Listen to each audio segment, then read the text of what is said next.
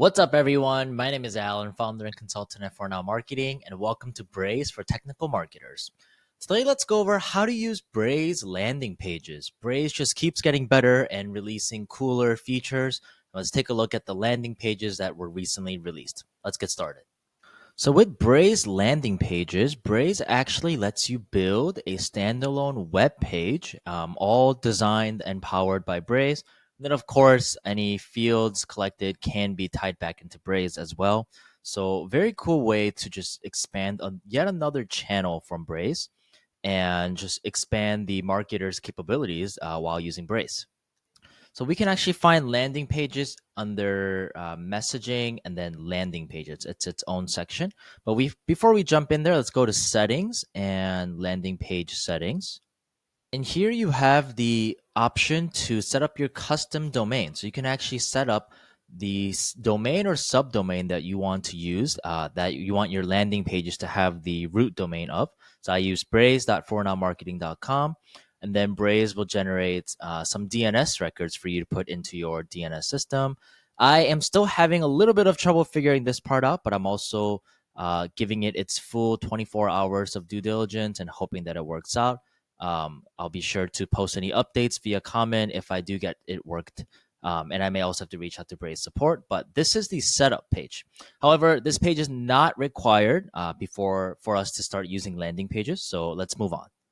Messaging landing pages, and it looks like we are able to build up to 5 landing pages. And also, talking about limits, we also have a limit of 1 custom domain per workspace, it looks like. So we just have that set up.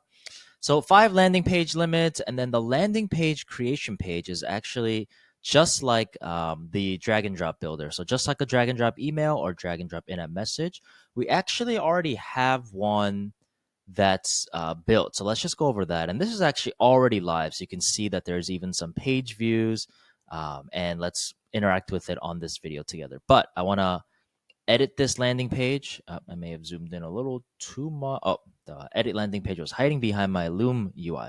So we can actually give it a name. Here's the page URL. Here's a site title. I'm sure filling out the description, adding a favicon would help with SEO and just overall improving the website experience. But for now, we've just kept it simple. You do have the option of choosing your own URL endpoint, I think that's the right word for it. But anyway, we've set up kind of the ending portion of our own URL, and here's what the landing page looks like. So once again, very familiar drag and drop components. And this is actually both a YouTube video tutorial on landing pages, as well as an invite for anyone living in Los Angeles that's interested in doing a Braze meetup.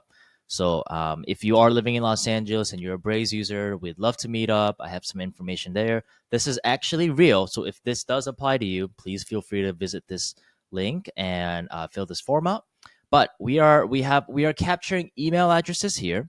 And then we also use the input form block, input field, to capture another question. Which part of LA works best for you? Where in LA do you live? And what's a good place to meet up? And when we do, when a user does input this, it logs a custom attribute called LA preference. And this, the user's answer or whatever value they provide will get stored as their custom attribute, LA preference. That is actually very, very cool because this gives us an option to capture a lot of different data from the user. And not only is there an input field, but there's also a drop down as well as a checkbox. So just a lot of options in how we can interact with our users. It does look like from a quick glance that Liquid might not work because I do have it here. But if I go to the preview page, it doesn't render. And then also, let's actually finally visit. There should be nothing to update, so I'm going to refresh just to be safe. But if I do visit the landing page, which is actually already live, even though I was having some DNS record issues, we can see that this page is live. Anyone in the web can use this page. Very, very cool.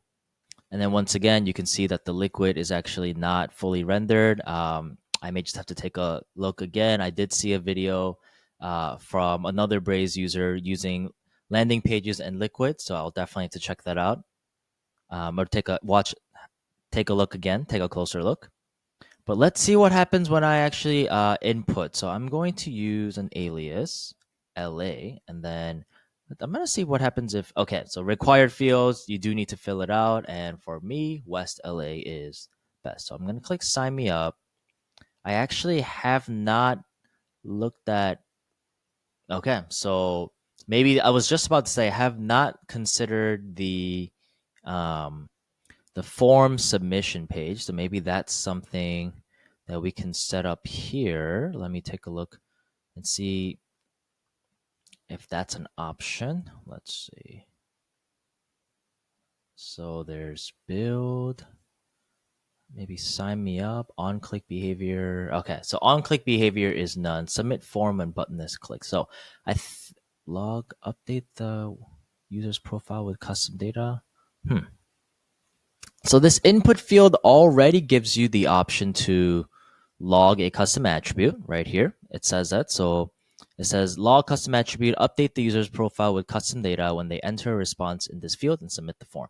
But the form button itself has another toggle where you can actually add another custom event or custom attribute. So it can be something like form submitted if we had a custom attribute, for example.